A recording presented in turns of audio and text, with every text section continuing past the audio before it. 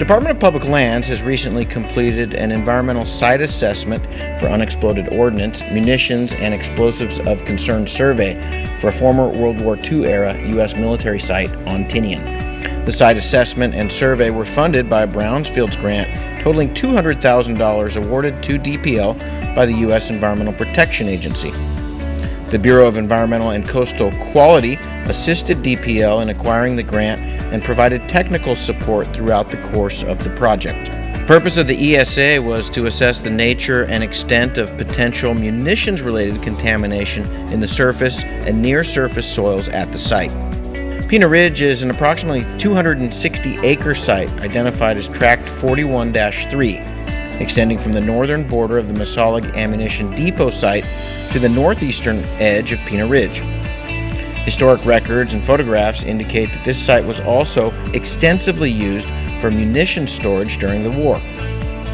Allied Pacific Environmental Consulting and Amick Foster Wheeler conducted the site assessment at Pina Ridge, performing UXO MEC survey and soil sampling concurrently during 2 weeks of fieldwork.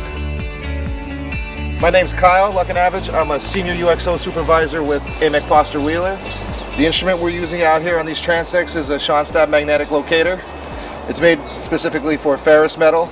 We have encountered a number of bombs in this portion of the property, as consistent with the findings of the Phase 1, where we had interviews with local historians and residents who informed us that following World War II, the Air Corps and the Army Corps of Engineers came back a few years after the end of the war to clean up this site. This road continues on for about 1.5 miles before it bends down towards the Masaluk Beach, where there's an ancient Chamorro village site, and it continues on north through there all the way to Long Beach.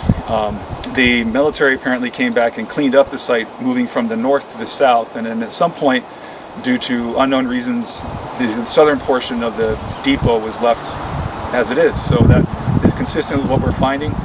Based upon findings of a Phase 1 environmental site assessment completed in 2014 by APEC for DEQ, the soil samples were analyzed for explosives, total petroleum hydrocarbons, and metals. And we've already swept this for any frag or pieces of metal, but as you can see in the distance, there's a typical 1,000-pound bomb that we've been encountering on site.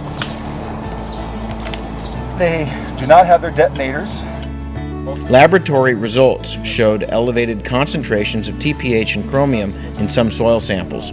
However, the concentrations of these constituents are below US EPA environmental screening levels for residential or commercial industrial land use and therefore do not pose a human health concern for direct exposure. 51 unexploded bombs were found on the site and 335 subsurface magnetic anomalies were identified based on 3% screening of the site. Therefore, the Pina Ridge site remains a significant UXO hazard, and DPL requests the public refrain from entering. This is the remnants of one of the 1,000-pound bombs we've been finding. We believe that the nomenclature was the ANM-65, high explosive round, 1,000 pounds. But this one has been busted open. It looks like it's already been high-ordered or low-ordered detonated. DPL intends to apply for future US EPA Brownfields funding for UXO removal at the Pina Ridge site, in addition to confirmation soil sampling.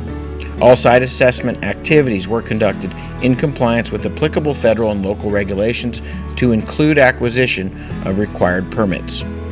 We are here at anomaly 109, very close to .04 on the map.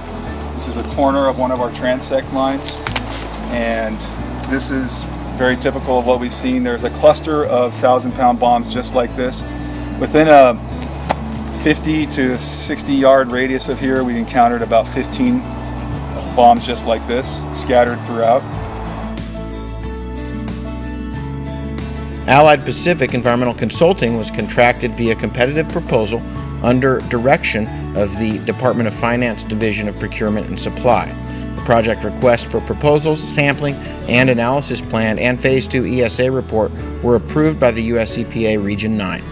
For more information, contact the Department of Public Lands at 234-3751.